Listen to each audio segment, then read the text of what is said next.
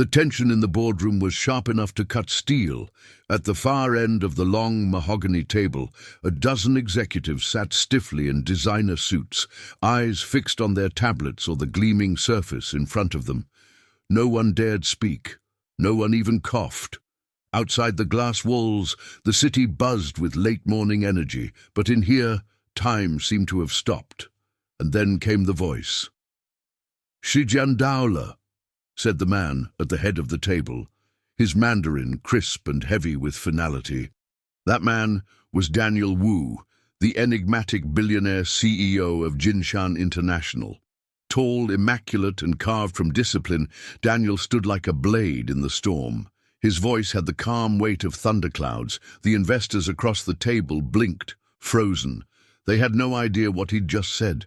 One of them, a balding man in a navy suit, tried to bridge the moment.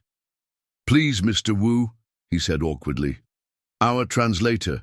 He was confirmed. He should be here any minute." Daniel's eyes narrowed, expression unmoved.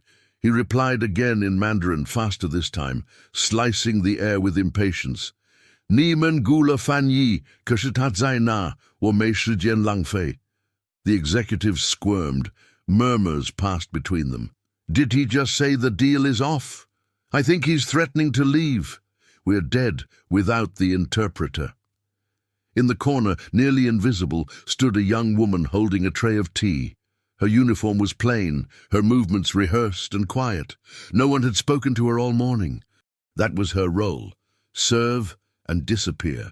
Her name was Maya Brooks. She had been working at Jinshan for exactly 8 days, and she understood every word Daniel Wu had said. Her fingers tightened around the tray. Her chest rose slowly as she tried to calm her breathing. It wasn't her place. It never had been. She was the maid, the shadow, the person nobody noticed unless something was spilled. Another burst of Mandarin erupted from Daniel, louder now. "我不会再说一遍，谁能翻译？现在就说话，不然永远闭嘴." Maya's eyes flicked across the room. The executives were panicking. Their faces turned pale. They were losing this deal, one that had taken months to arrange. Millions were on the table, maybe more, and the silence was louder than the storm. Daniel slammed his palm flat against the table. A loud crack echoed through the room. Someone flinched. Then, nothing. No one stood. No one answered. Maya did. Her voice came softly, but it carried through the still air.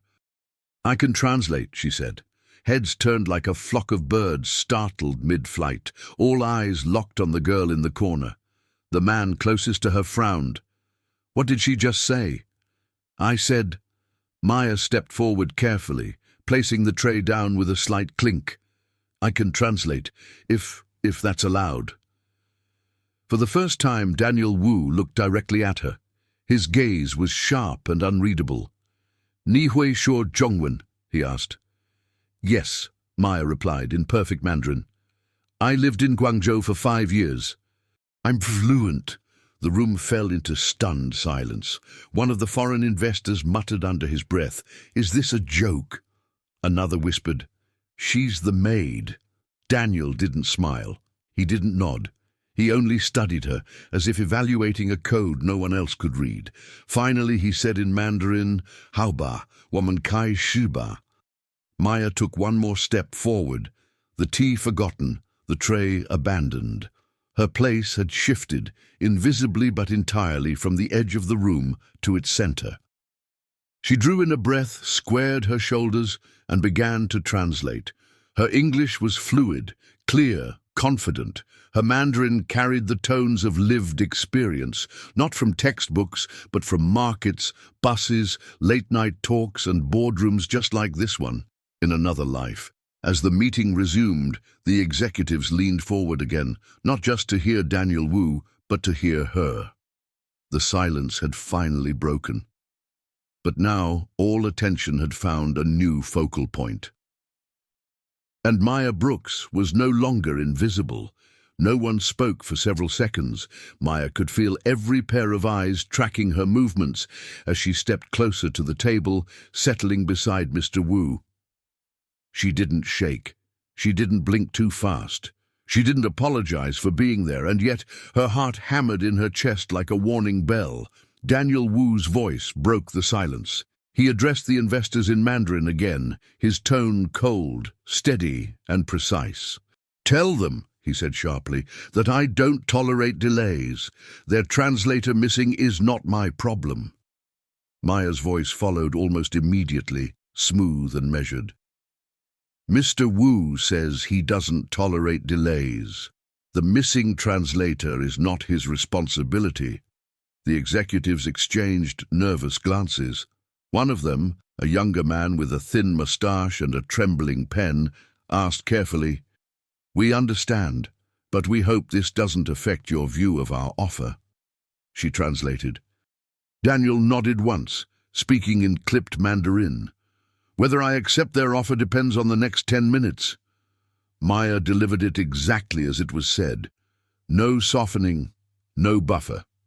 The lead investor, an older man with silver hair and a confident jaw, leaned forward now, intrigued. "And who exactly are you?" he asked, not unkindly. "I'm just part of the staff," Maya replied, keeping her tone neutral. "But you speak both languages perfectly," the man observed. "I'm here to help," she said.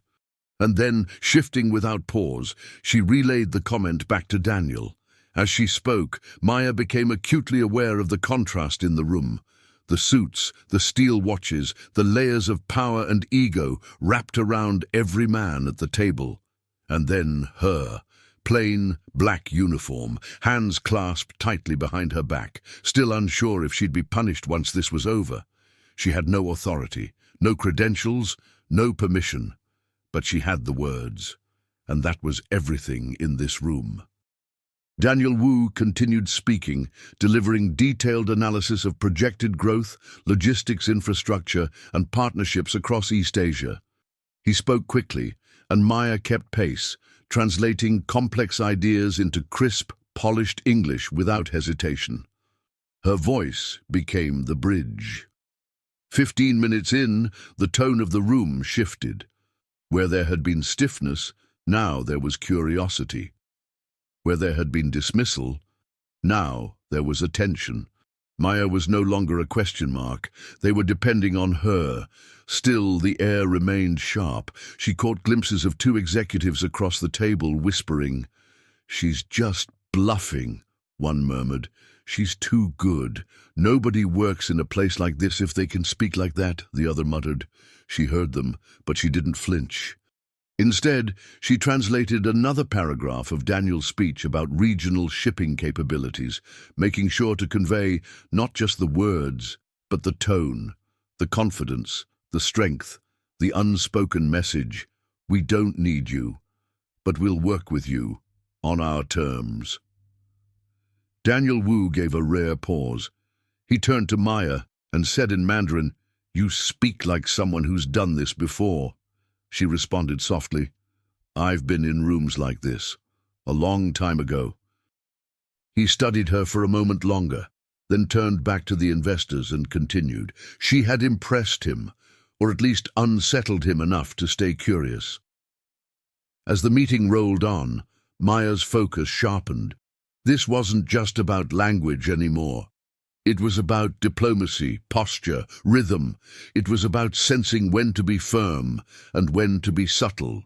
It was about not just translating, but carrying presence. At one point, Daniel made a jab about one of the rival companies failing to deliver on a promise. Maya instinctively adjusted the tone to make it sound more like a warning than an insult. She didn't want to lie, but she didn't want to provoke either. Daniel looked at her briefly after she did it. He had noticed. But he said nothing. By the end of the first hour, the mood had softened. The lead investor leaned back, finally sipping the tea that had gone cold in front of him. He smiled faintly and said, "I think this meeting just got a lot more productive." Maya translated that too. Daniel replied flatly in Mandarin, "Let's see if they're as committed as they claim." She relayed it calmly, her voice never wavering. From the corner of her eye, She could see one of the board members staring at her. His expression wasn't admiration. It was disbelief. And something else. Contempt. "You don't belong here," he said flatly, his voice low but clear enough for her to hear.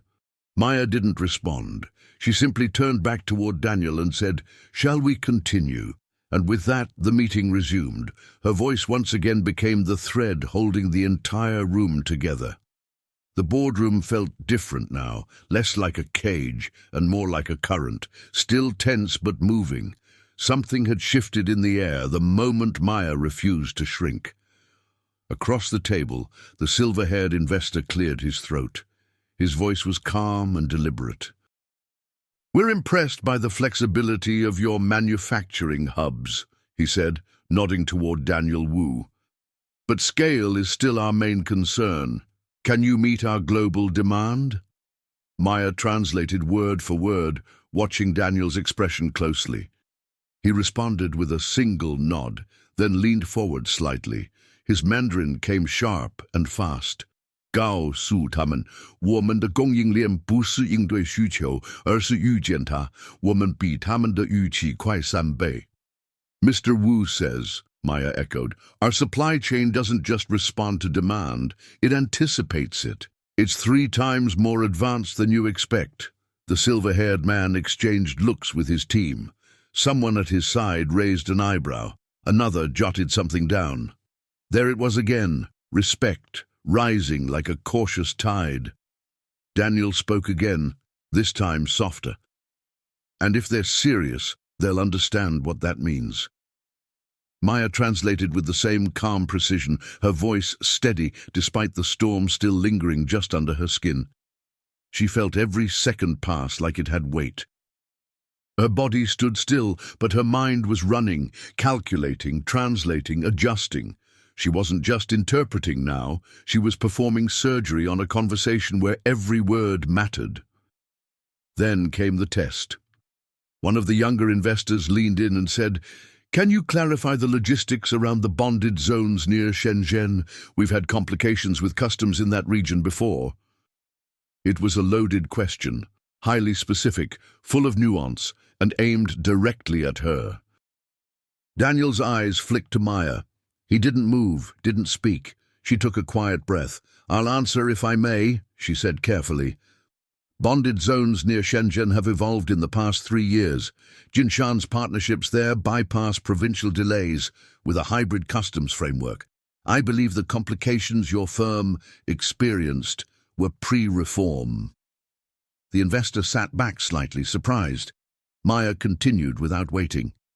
"But if you'd like that explained directly from Mr. Wu, I'm happy to translate." Daniel spoke then. Just one line in Mandarin. "Shorter and how?" She turned to the group. "He says, I explained it well." There was a pause. Then, for the first time, the youngest investor cracked a smile.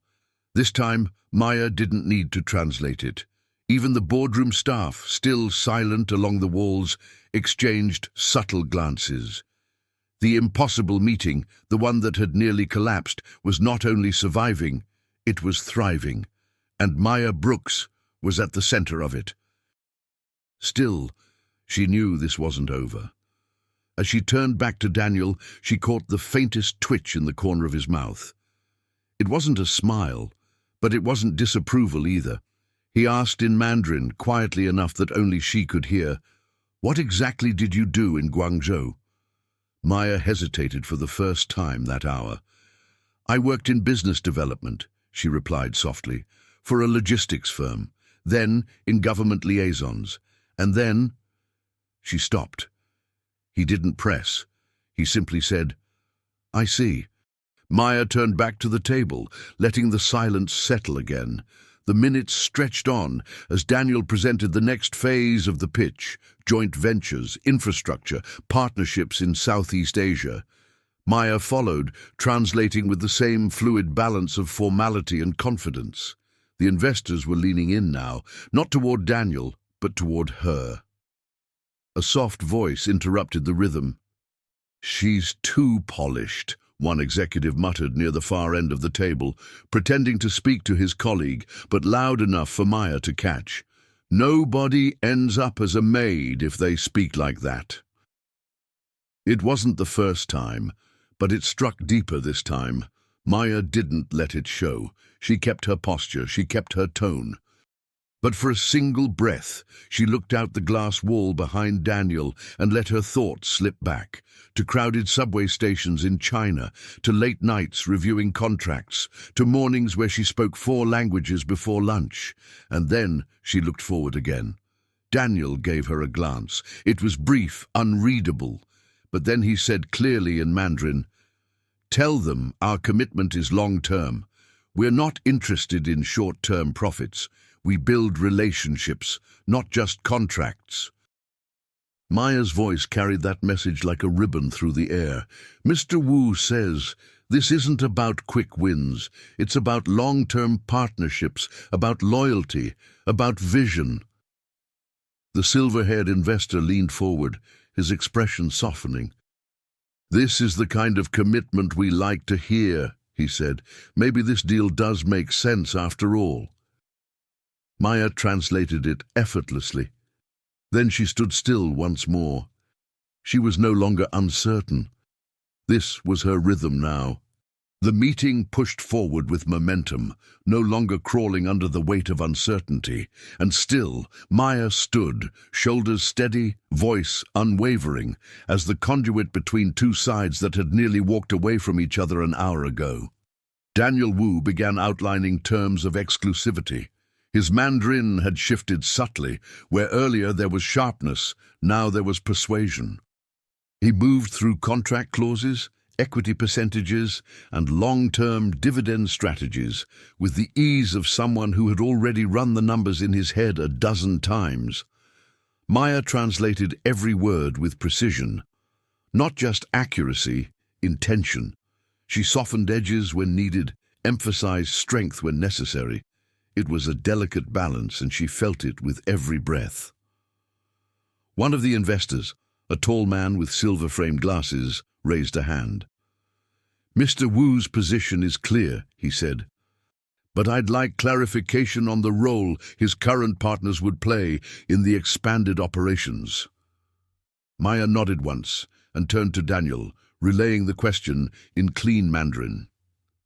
Daniel replied without hesitation. 告诉他们，我们不会牺牲现有的合作关系，但我们欢迎新的伙伴，只要他们能跟上我们的节奏。Maya translated with the same measured authority. He says, they won't compromise their existing partnerships, but welcome new ones, so long as they can keep up. There was a moment of silence. Then the investor in glasses chuckled lightly and said, "Fair enough." From her peripheral vision, Maya noticed a man seated 3 chairs down from the lead investor. His eyes hadn't left her since she started speaking.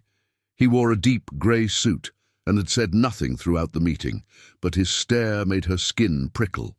He leaned slightly toward the man beside him and spoke quietly, but just loud enough for her to catch.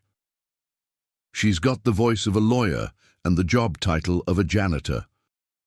His companion muttered something in response, and they both smiled thinly. Maya kept her expression neutral, even as the words dug like glass. She didn't respond, didn't flinch. Instead, she turned and asked in Mandarin, "Shall I proceed with the investor's next proposal?" Daniel Wu gave the faintest nod. "Go on," he said. The next round of discussion involved detailed logistical strategies. How raw materials would be sourced, who would handle quality control, what exceptions would be negotiated. Maya moved between languages effortlessly. It was familiar terrain.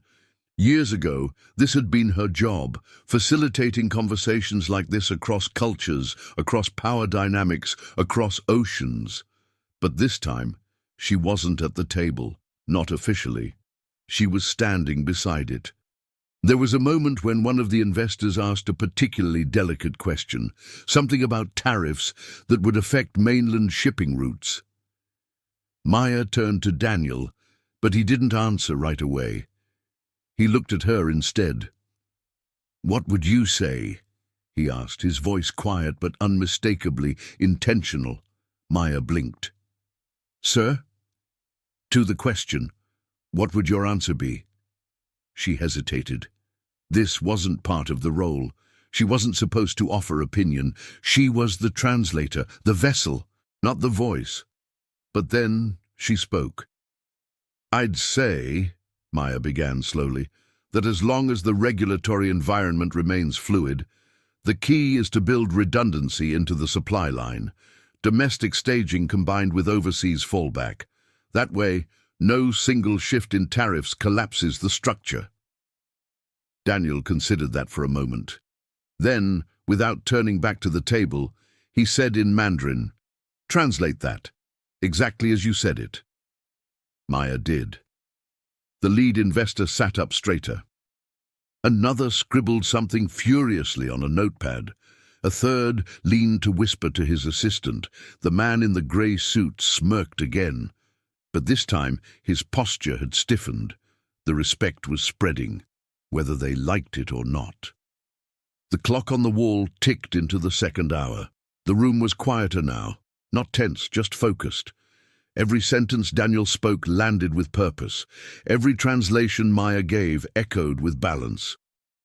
At one point, the silver-haired investor looked across the table and said, "Mr. Wu, I must admit, this is one of the most fluid negotiations I've ever been part of." Maya translated. Daniel responded flatly, "That's because you're speaking through someone who understands both sides." The compliment hadn't been for him, and he knew it. Maya kept her voice smooth as she relayed his words, but inside, something tightened, then loosened. For a brief second, she let herself feel it, the power of being seen.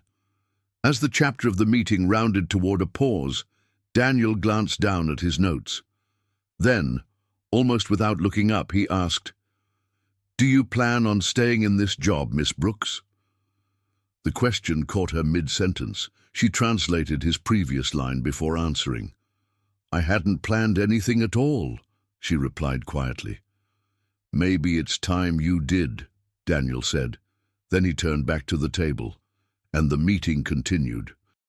The sun had shifted outside the glass walls, casting slanted shadows across the polished table. The city moved on, unaware that a deal worth hundreds of millions hung in the air, tethered now to the voice of a woman no one had expected. Maya could feel the fatigue creeping in, not in her body but behind her eyes, where focus had taken root for over 90 minutes without pause. She refused to show it. She stood straight, her breath even, her cadence exact. Daniel Wu began speaking again, outlining a clause about non-compete protections.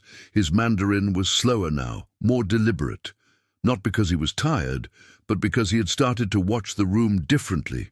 Maya translated carefully. "Mr. Wu insists that post-agreement exclusivity be mutual.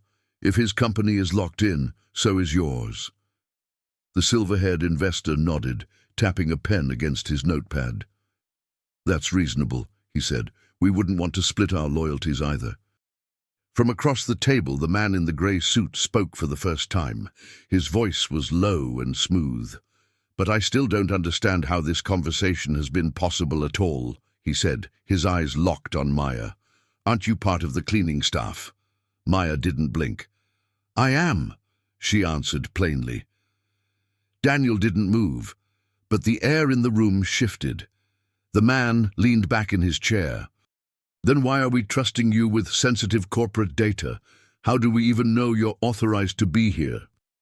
Before Maya could answer, Daniel spoke, his tone flat and cold in Mandarin. "Ta xianzai shi shou quan de." Maya turned to the investors. "Mr. Wu says I'm authorized now." There was a beat of silence. The grey-suited man exhaled through his nose. "Interesting company culture," he said, shaking his head slightly. Maya didn't respond. But one of the other executives, the younger man with the thin mustache, spoke up, his voice hesitant. "Honestly, I don't care who she is. We needed this meeting to happen, and it's happening. Another nodded beside him. She's done more for this deal than our own team did. The comment hung in the air like a challenge. Maya didn't react outwardly, but inside she felt something pull loose, like a thread unraveling from a tight knot. Daniel returned to his pitch. He moved into digital security frameworks, cross-border compliance risks, and scalability metrics. Maya's brain surged forward again, translating on instinct, each word building another step in the bridge between two worlds. Yet beneath the smooth delivery, her thoughts fluttered around something else, identity. She had spent the last year in silence, purposefully. After everything fell apart back home, she didn't want to be seen, or questioned, or remembered.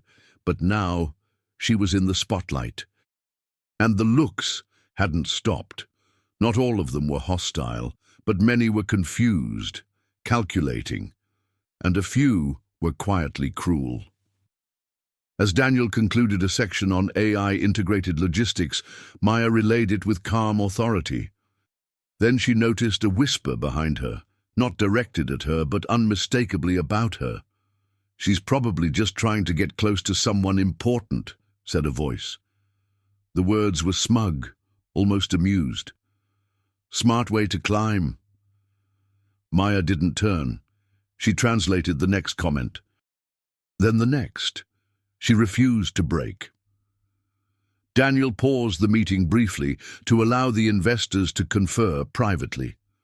As they murmured among themselves, he turned slightly toward Maya and said in Mandarin, low enough for only her to hear, "I've been watching them talk, but I've also been watching you." Maya looked at him. He didn't smile. "Do you always carry that much weight and act like it's nothing?" Her response came carefully. "You get used to it." Daniel didn't speak again, but he didn't look away either.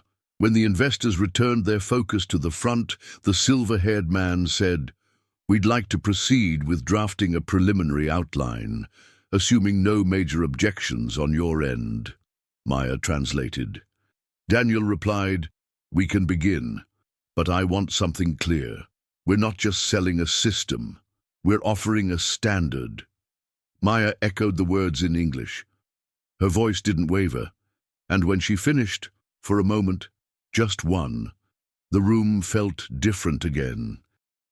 The stares didn't fade, but they changed. Maya wasn't invisible. She was undeniable. The energy in the room had shifted from cautious diplomacy to real possibility. The investors had leaned in, figuratively and literally. They weren't just listening anymore. They were negotiating. And Maya was still standing. Daniel Wu had begun to speak again, his voice smooth but unrelenting. He outlined the proposed structure of the partnership, shared assets, performance benchmarks, and a performance-based equity clause that caused several of the investors to sit up straighter. Maya translated it clearly. Mr. Wu is offering not just licensing, but an equity model tied to growth targets. If your expansion projections are met, you'll earn back a percentage of your own input, plus residual ownership. The man in silver-framed glasses blinked, caught off guard. "Wait, he's offering us equity?" Maya nodded once. "If the numbers you've shown today hold true over 12 months, that's his condition." There was a stir. The proposal had gone beyond what anyone expected. These weren't just terms, they were a challenge. Daniel sat back slightly, his hands folded neatly on the table, as if to say, "Impress me." The investors began murmuring among themselves. The silver-haired lead leaned toward Maya. "Can you ask him," he said, "what guarantees we have that his company can scale at our level of demand?" She turned to Daniel and relayed the question in Mandarin. His reply came instantly. 告诉他们，我们已经在运营他们规模2倍的市场，他们的问题不是我们能不能扩张，而是他们能不能跟得上。Maya delivered it without softening. Mr. Wu says Jinshan is already operating at double your scale in other markets. The question isn't whether they can keep up, it's whether you can. There was silence, then a quiet exhale from the corner. Chairs shifted, pens clicked, and someone finally reached for the untouched coffee tray, but no one forgot who had held the room together. As people began gathering their notes and rising to stretch, the silver-haired investor walked over to Maya. His voice was lower now, more personal. "You're remarkable," he said. "Who are you really?" Maya hesitated. "Just someone who understands both sides." He smiled faintly. "You saved this deal." She didn't reply. Instead, she simply nodded once and turned back toward the head of the table. Daniel Wu stood, not addressing her directly, but clearly aware of her presence. His voice carried in Mandarin as he spoke to the group, a quiet close to the meeting. Then, as the room began to empty, the man in the grey suit walked past her and muttered under his breath, "You got lucky. That's all it is." Maya looked straight ahead, refusing to bite, but Daniel heard him. He didn't say anything. Not then. Even the man in the grey suit seemed unsure of what to say. It was the kind of moment that rewrites a conversation. One of the investors finally broke it. "This could work," he said slowly, his voice shifting from skeptical to interested. "Let's draft the initial framework and send it to legal by Friday," Maya translated. Daniel responded with a single word. "How?" "Agreed," she said. Relief swept through the boardroom in quiet waves. Only after the last investor had left did Daniel speak again. He stood still, his back to her, gazing out the glass wall at the distant skyline. Then, without turning, he asked, "What would you have done if I hadn't said anything?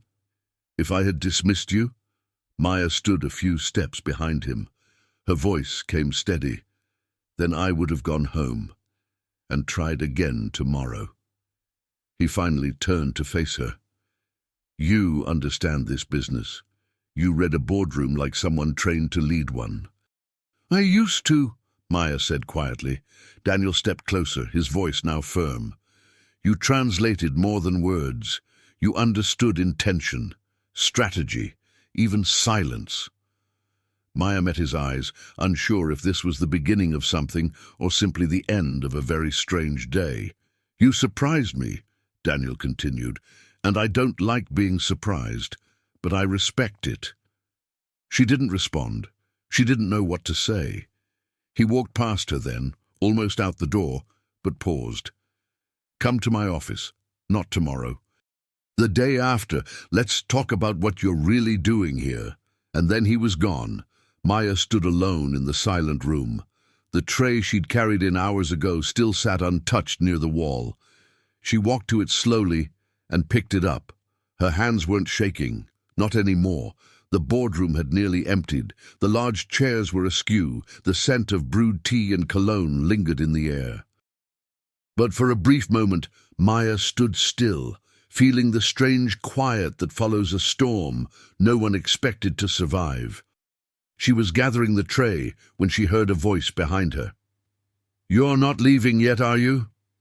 It was the lead investor, the silver-haired man who had asked earlier who she really was. She turned to face him. "I'm still staff," she said softly. "I'll make sure everything is cleaned up." He shook his head, a faint smile on his lips. "You're the reason this deal didn't fall apart. I think we all know that." She gave a polite nod, but said nothing more. Another executive approached from the side, a tall man with tired eyes and a loosened tie. "Thank you," he said plainly. "You held this entire room together." Before Maya could respond, Daniel Wu stepped back into the room. He looked at the group, then at Maya. His voice came cool and measured in Mandarin. "Ta bu shi fan yi," he said clearly. Maya hesitated for a beat before translating. "He says, 'I'm not your translator.'" The room went quiet again. Some of the investors looked at each other, confused. A few began to realize the weight of what he meant. Daniel didn't look away. He continued, this time addressing the room in Mandarin, with Maya translating immediately after. "She's just the maid," he said. A pause. "She's the maid," Maya echoed, her voice quiet but even. The words landed with force. There was no bitterness in her tone, just clarity. But Daniel wasn't finished. He added in Mandarin, "And she performed better than any professional interpreter I've ever hired." Maya translated without hesitation. There was a visible shift. The men in suits, some still clutching contracts and laptops, stared at her now with something entirely different in their expressions. Not shock, not pity, recognition. The investor with silver glasses muttered under his breath, "Well, I didn't see that coming." Another executive laughed softly, almost in disbelief. "You saved our necks," he said. Daniel remained still, watching her, eyes unreadable. For a long second, it wasn't clear if he was impressed or quietly calculating what came next. Then he spoke again, but this time only to Maya. "In a room like this," he said in Mandarin, "most people talk because they want to be noticed. You spoke because it mattered." Maya gave a slight nod, replying softly, "Most people don't expect maids to understand what matters." Daniel's gaze lingered, then he turned toward the door again. "Take tomorrow off," he said in English this time. Maya blinked. "Sir?" He paused, still facing away. "And come to my office the day after. I want to discuss your future here." Before she could reply, he walked out. The door closed behind him with a gentle click. She stood in the silence that followed, the words still echoing. "She's just the maid." The phrase sat heavy on her shoulders, not because it had diminished her, but because it reminded her how close she had come to staying quiet. If she hadn't spoken, if she hadn't risked everything, she would still be invisible.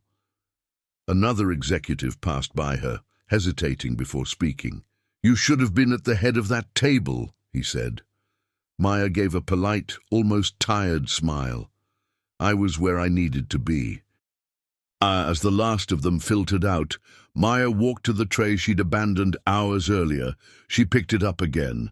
The weight of it felt different now, and for the first time in a very long time, she allowed herself the smallest smile, because something had shifted, not in the company, not in the deal, in her. The next morning the apartment was quiet. The usual rhythm of dawn, alarm clocks, rushing footsteps, city horns, seemed distant, almost foreign. Maya sat at her small kitchen table with a cup of black tea in her hands, steam curling toward her face. She had been given the day off. Not requested, given. It was the first time in years anyone had acknowledged that she might need rest, that she had done enough to deserve it. She didn't quite know what to do with the stillness. By mid-morning, her phone buzzed twice with unread messages from co-workers. Nothing official, just murmurs.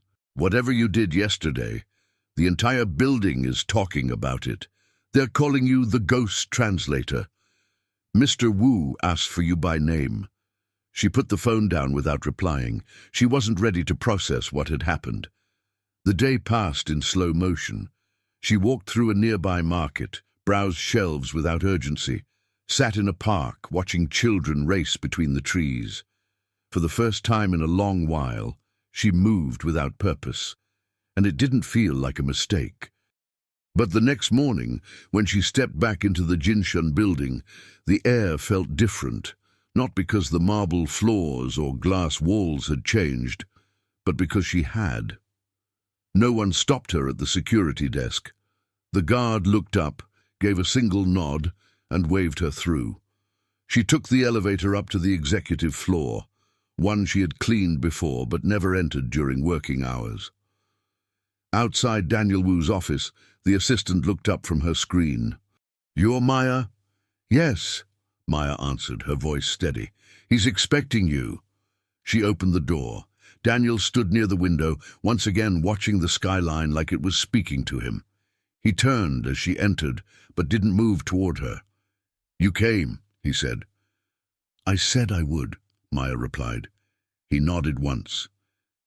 Sit. She did, carefully, folding her hands in her lap. Daniel studied her for a long moment before speaking. Why did you take the cleaning job? Maya didn't hesitate. Because I didn't want to be seen. His brow lifted slightly, but he didn't interrupt. I left my old life behind, she continued.